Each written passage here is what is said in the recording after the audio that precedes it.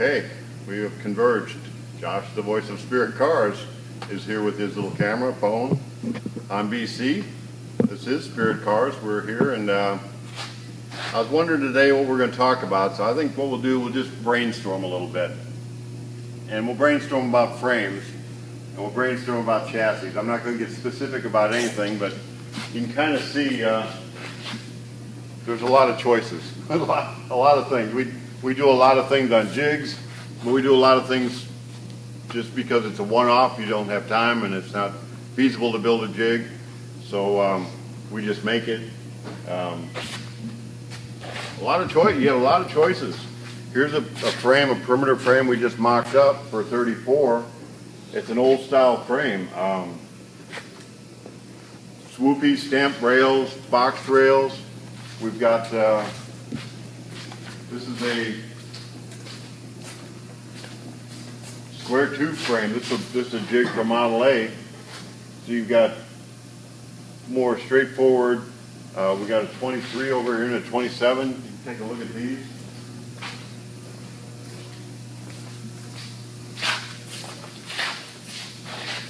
This is a 27 built off a jig. This is for a 27 tall T, a one-off. We've never built it to go under this particular car with, it's got Pro Street wheels and everything in the back. So if you take a look at the difference between some of the welds here, you can see the welds on this one. This is finished. It's been turned over. All the welds are done. It's finished. This one, we don't know if it's even going to work yet. I mean, we got a good start on it, but you can see we've just tacked it.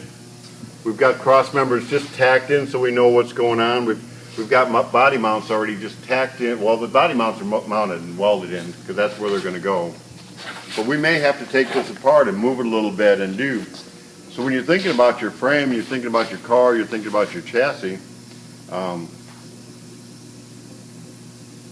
it's got to drive. You've got to be safe. It can't be falling apart. You don't want something that's just not safe at highway speeds, but there's no one way to do it. I can start naming off just in the front end. You can have the spring behind axle, spring over. You can have a regular axle. You can have a drop axle. You can have radius rods attaching it. You can have a 4-link attaching it. You can do an independent front suspension, elliptical spring, a strut setup. You can. There's just a lot of ways to do it, even on the rear end.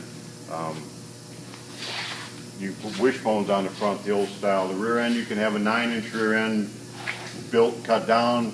You can find one that fits, say, as a 10-bolt Chevy that's narrow enough to fit under a hot rod car. An 8.8, we used a Thunderbird rear end. That's a real nice independent front or rear suspension. Corvette, I'm building one with a Corvette. Now, Corvette's real wide, so you're going to need to narrow your control arms.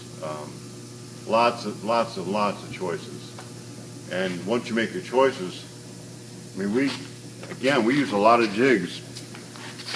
It takes some bending equipment. This is a jig for nothing but putting 34 rails in and putting the boxing plates in. You got to remember on certain things that heat is going to warp the metal. So this needs to be clamped down, and if we just start running a hot weld in the middle of this without having to clamp down, it would take our frame rails and just twist them and bend them. It's handy to have all these tools. I mean, a brake and a lathe and a lot of jigs. You know, what are they even for? Your mills and your drill presses. But if you look in here, nothing here is real super modern. We're dealing with a lathe that's probably as old as I am, and that would be old. I mean, we got some CNC stuff. We got CNC plas cutters. But think about how you want it. Again, we got tubes. These tubes here are for like a cross member. And the 34, we got, I don't know, what we got, 2, 3, 4 34s going. So this is a cross member, the cross member in the center section for our 34 here. A transmission cross that'll unbolt so you can get your transmission out.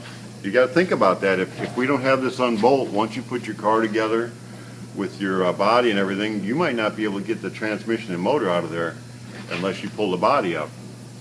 This particular car has got, it's going to be for a straight axle or a dropped axle, but it won't be independent suspension. So when you start thinking about the chassis that you want, on top of a good chassis, I can build anything. I can build me a barbecue grill with a wooden buckboard seat to drive down to the house, which I may do someday, or I can put almost anything on top of the chassis, but this is your foundation. And research it.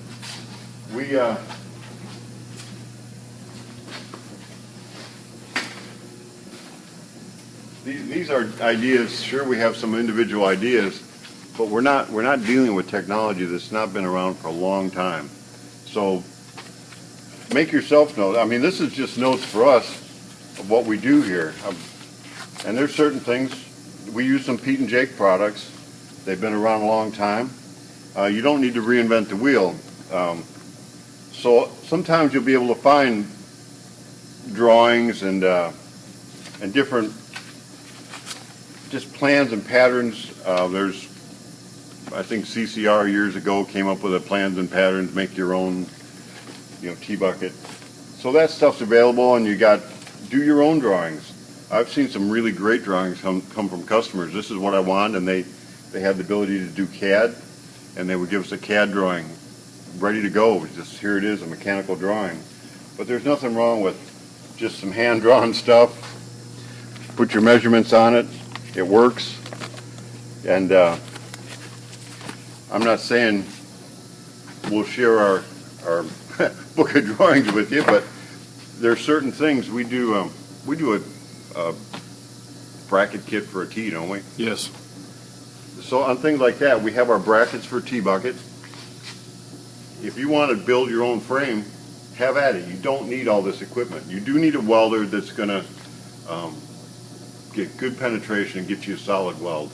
I'm not going to go into welding. Maybe one of these shows we'll just actually spend time welding. But there's no way to learn welding without really putting the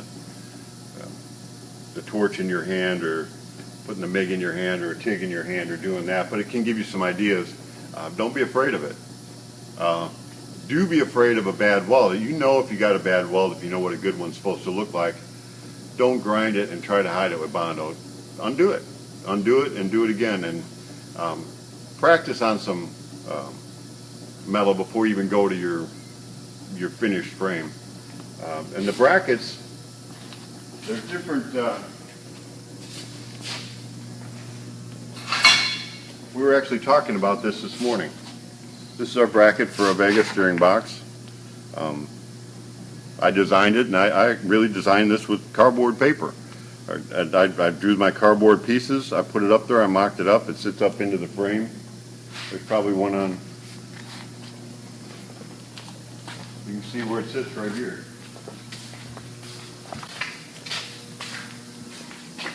This gets built in a jig.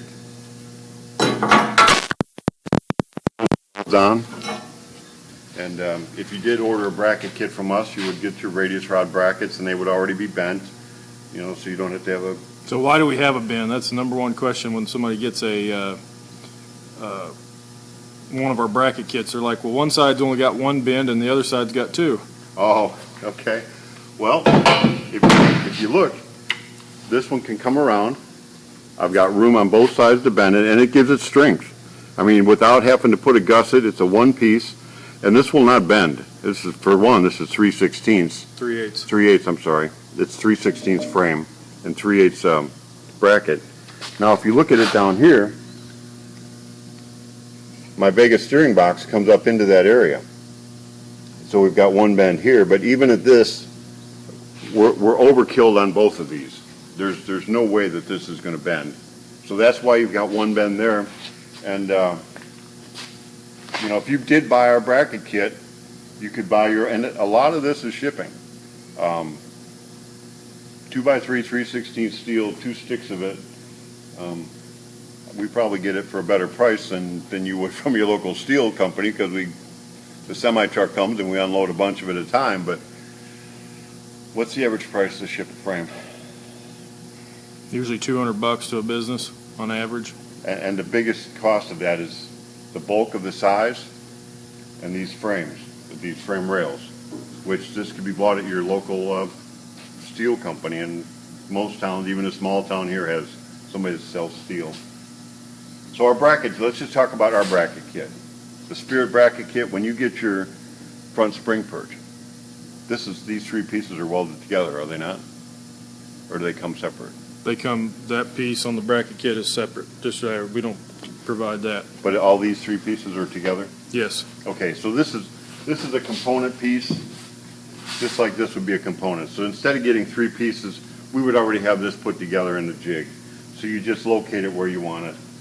And we do not use U-bolts on the front. No, we have I call it the banana, but it's a bracket that goes on there. We've got a banana-shaped piece that's for your lower drag link, or I'm sorry, your lower panhard rod. Because we do get that question, well, where's my U-bolt? Where's my U-bolt kit? So that bracket bolts up there, and I guess I could have made the show about our bracket kit and put all the pieces, but I didn't. So let's go over this, because this morning Josh was asking me, we have a customer that bought a product from another company, and it was supposed to be done, but it didn't have the radiator mounts on it.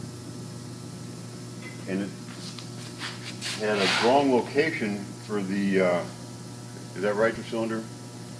It Yes. has two issues.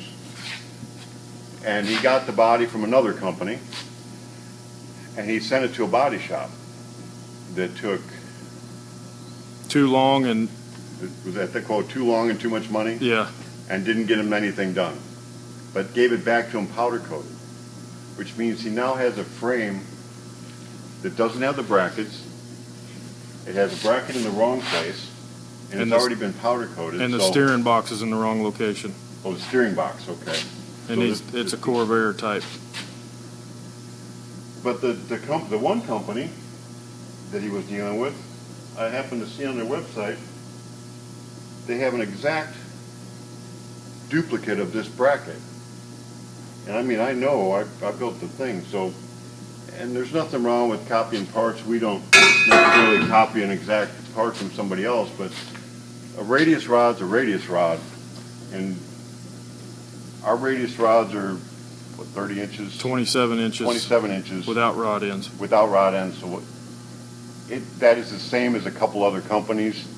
So, and we chose to do that just to stay within a standard, so that, but we could have made it 30, we could have made it 35, we could have, you can make it all the way out there.